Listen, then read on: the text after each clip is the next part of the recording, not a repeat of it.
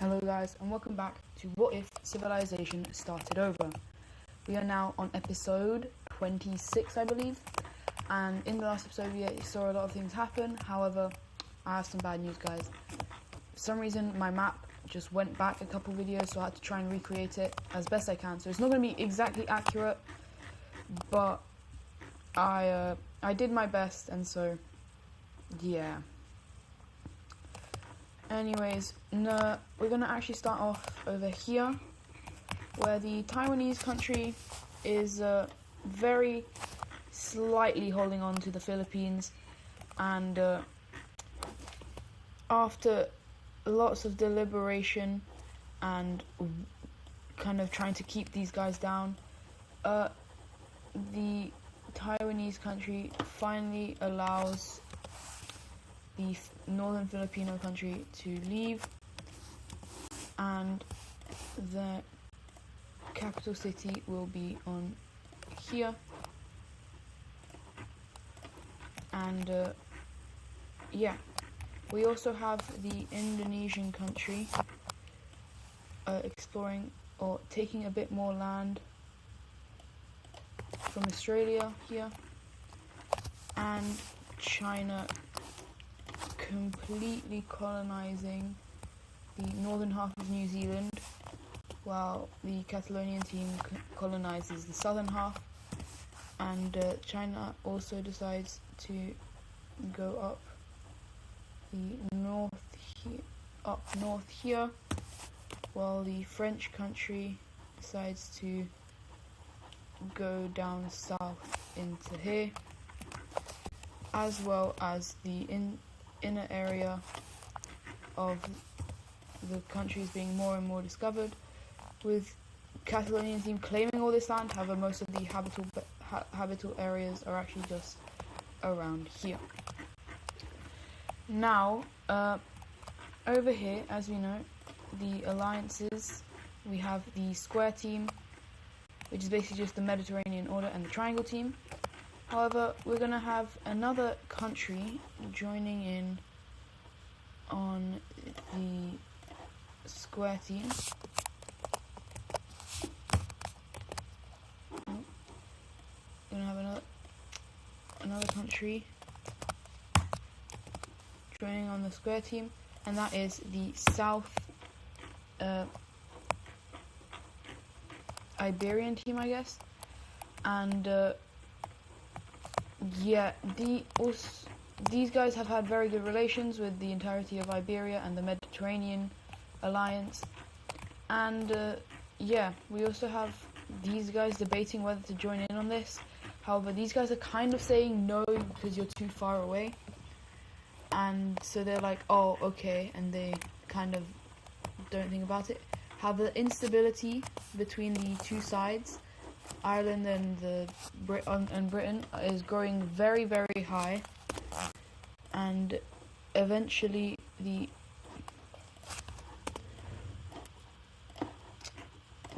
western half of basically Ireland breaks away. They are both still decently friendly with each other. However, there was a big political disagreement, and so the two sides did split. And yeah, also the Dutch team and the Belgian team, because of how they are actually very, very good allies, and because these guys were basically the revolutionaries that really liked these guys, and so they do actually end up merging into one. I'm going to keep the cyan color, I think. Yeah, I'll keep the cyan color. And they're going to keep their capital up down here, because if they placed it here, then it would kind of be a nod towards the former country. However, I just want to say one thing. The government is very happy with this. However, the people, not so much. But currently they're living in union, and so it is completely fine. We also now have in the center here, we have one of the foremost strongest countries in the world invading into this team. However, they are actually getting pushed back, and so they are trying to do this as quickly as possible. However, as I'm saying, they are not doing very well, and are eventually kicked out of the country and forced to surrender, and it's basically taken as a huge embarrassment, and they are very much not happy about this.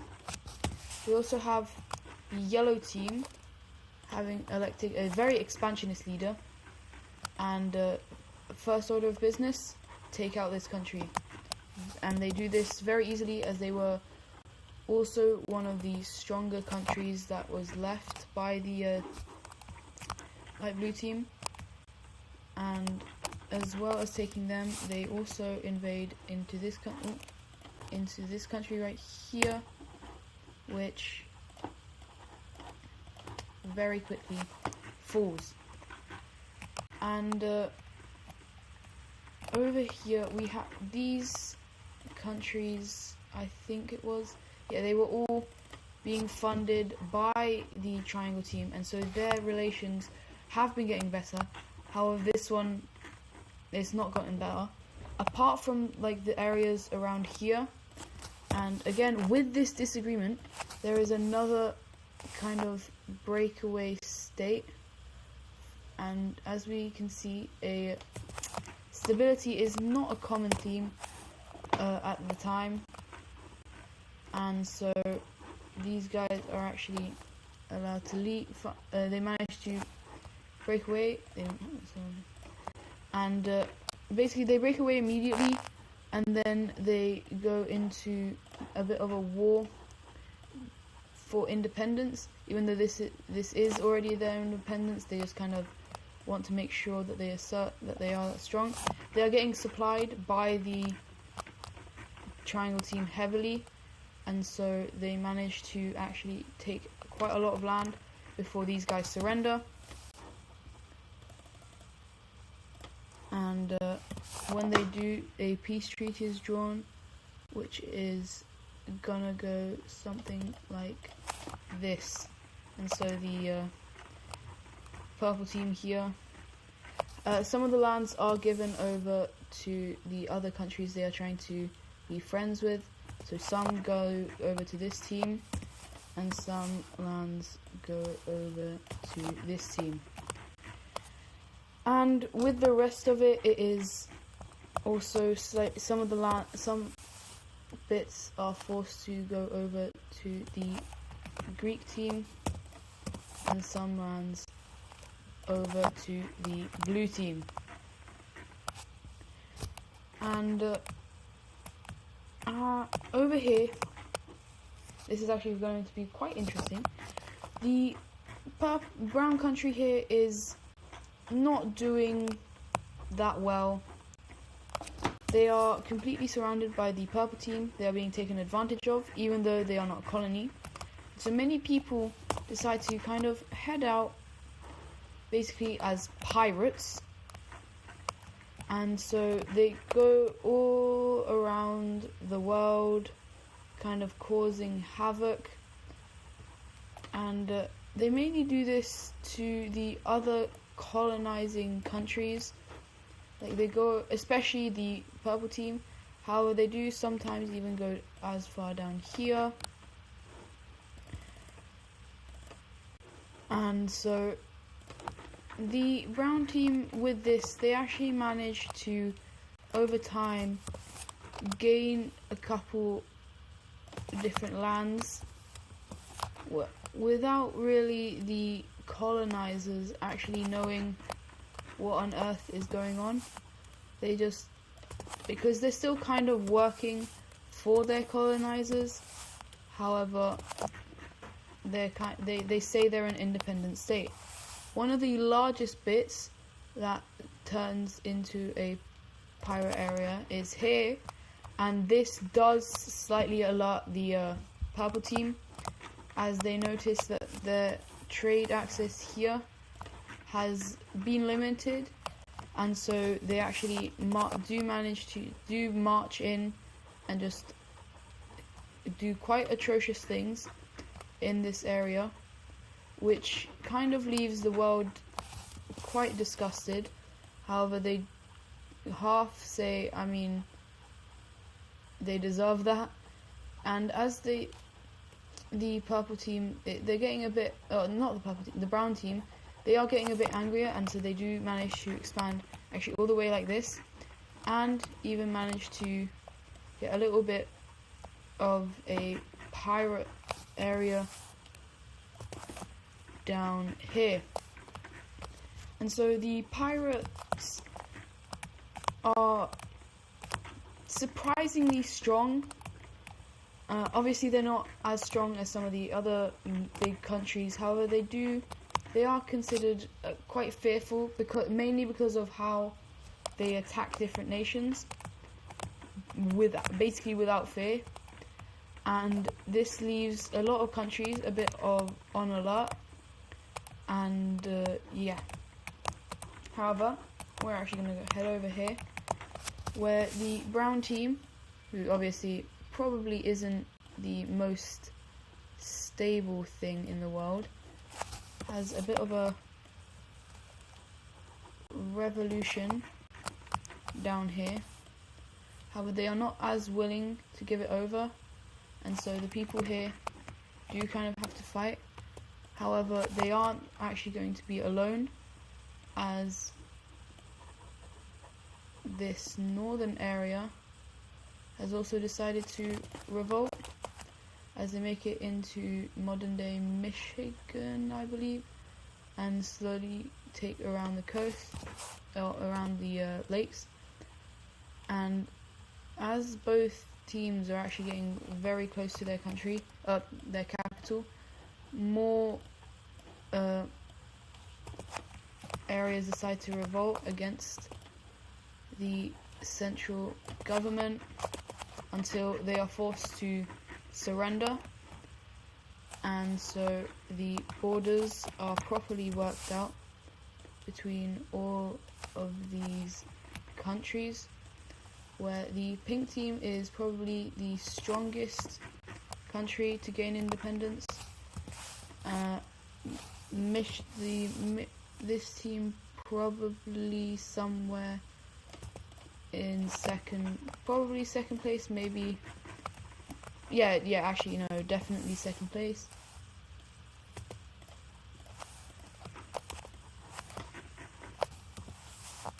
Oh my, how do I keep drawing with the wrong color? Right. And so their capitals,